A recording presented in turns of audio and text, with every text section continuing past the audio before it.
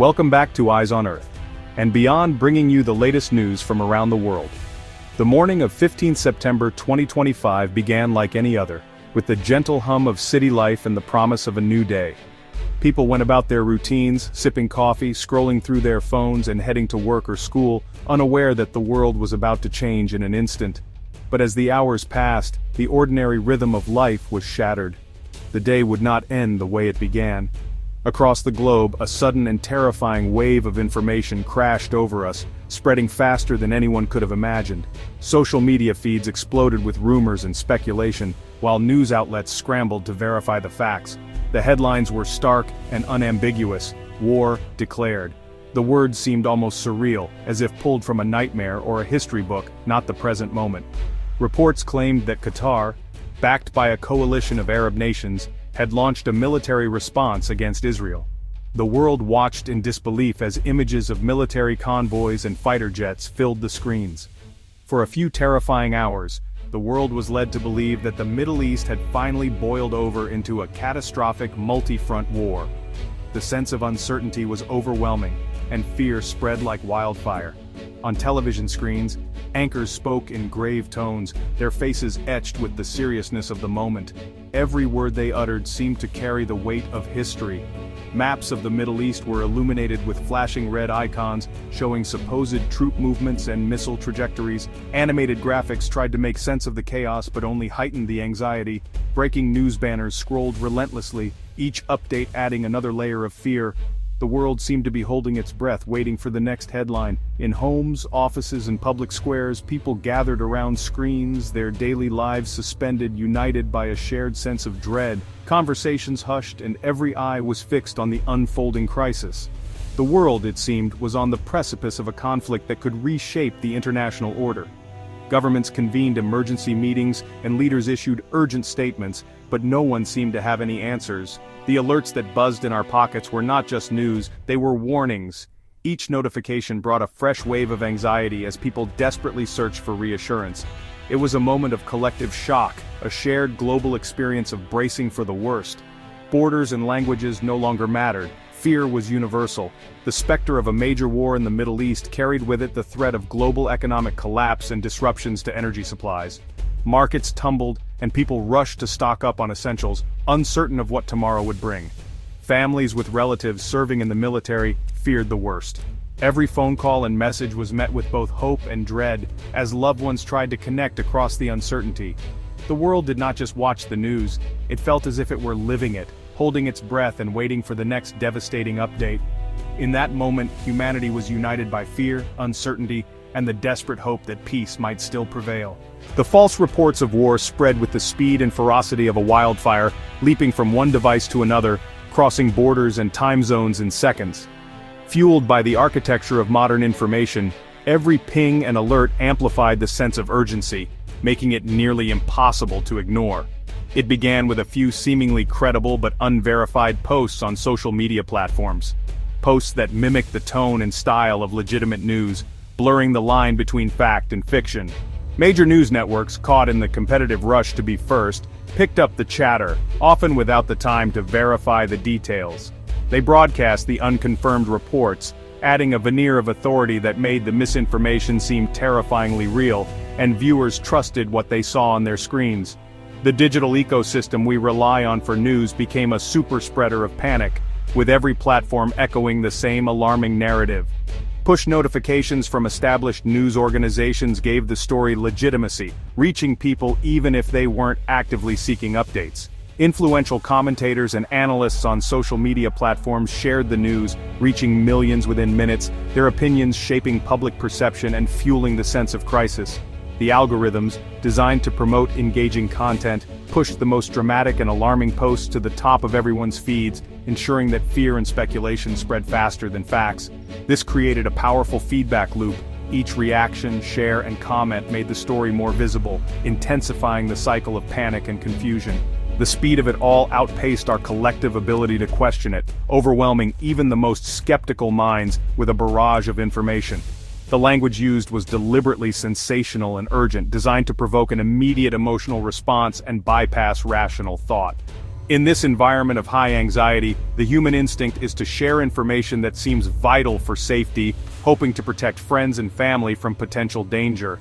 The digital wildfire burned through the global consciousness, leaving a trail of confusion and anxiety long before the first drops of truth could begin to extinguish the flames. In a world so tightly connected, panic can now travel faster than ever before, and its impact lingers long after the facts finally emerge. The impact of the false war reports was not confined to the digital realm. It quickly became clear that the consequences would ripple far beyond the screens of our devices. It spilled over into the real world with immediate and damaging consequences, catching millions off guard and setting off a chain reaction that no one could have anticipated.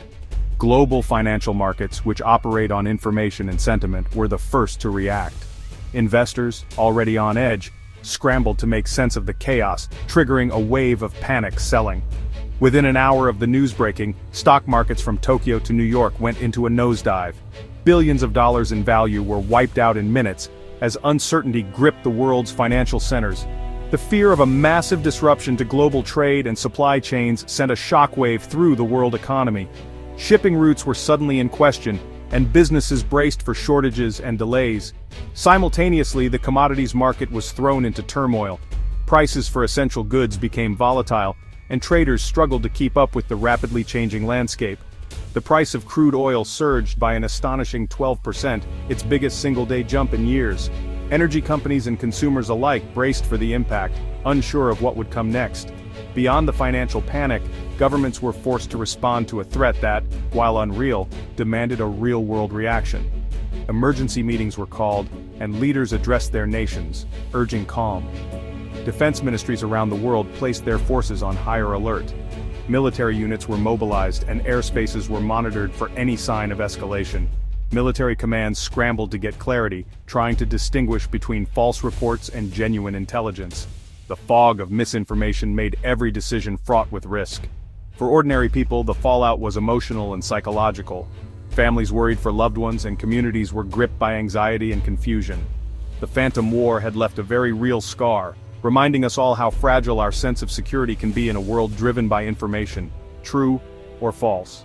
Once the initial wave of panic began to subside, the real story started to emerge. The global crisis had not been triggered by a declaration of war, but by a single audacious military operation.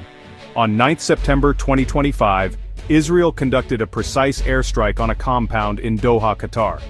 The target was a group of high-ranking Hamas officials.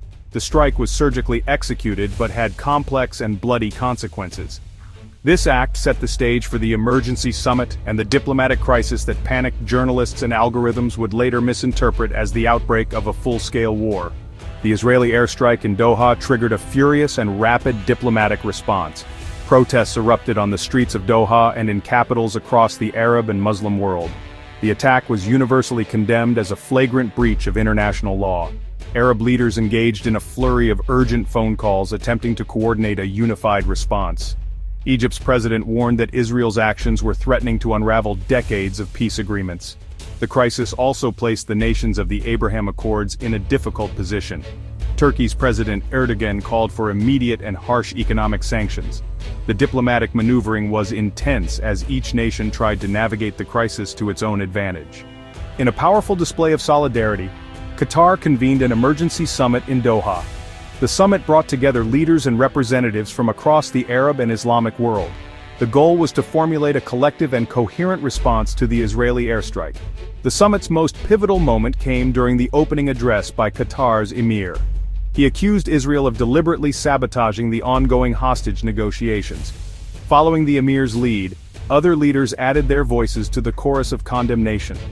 The summit's final communiqué urged all member states to review their diplomatic and economic relationships with Israel. The leaders in Doha chose a path of intense diplomatic and economic pressure over armed conflict. They delivered a stern and unified warning to Israel. Even as Arab and Islamic leaders gathered in Doha, Israel showed no signs of backing down. The Israeli military intensified its operations on multiple fronts. The primary focus remained the Gaza Strip. Israeli warplanes launched a series of deadly airstrikes on Gaza City. Israel's military actions were not limited to Gaza.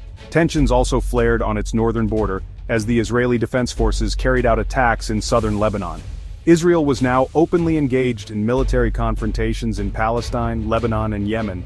This defiant stance left little room for de-escalation. The crisis placed the United States in an extraordinarily difficult position. The Israeli airstrike in Doha was conducted without any prior warning to Washington. The White House was forced to walk a diplomatic tightrope. President Donald Trump issued a direct warning to Israel to be very, very careful. Secretary of State Marco Rubio was immediately dispatched to the region. His mission was to de-escalate tensions and preserve Qatar's critical role as a mediator. The American response was a masterclass in crisis management. The U.S. acted as the indispensable if reluctant firefighter, rushing to contain a blaze that threatened to consume the entire region. The Qatar-Israel crisis of September 2025 has left the world with profound lessons. Perhaps the most critical is the terrifying power of misinformation in our hyper-connected age. The incident exposed a fundamental vulnerability in our modern information ecosystem. The crisis also served as a stark reminder of the importance of calm, deliberate, and accurate communication. The initial failure of some media outlets to distinguish between rumor and fact poured fuel on the fire.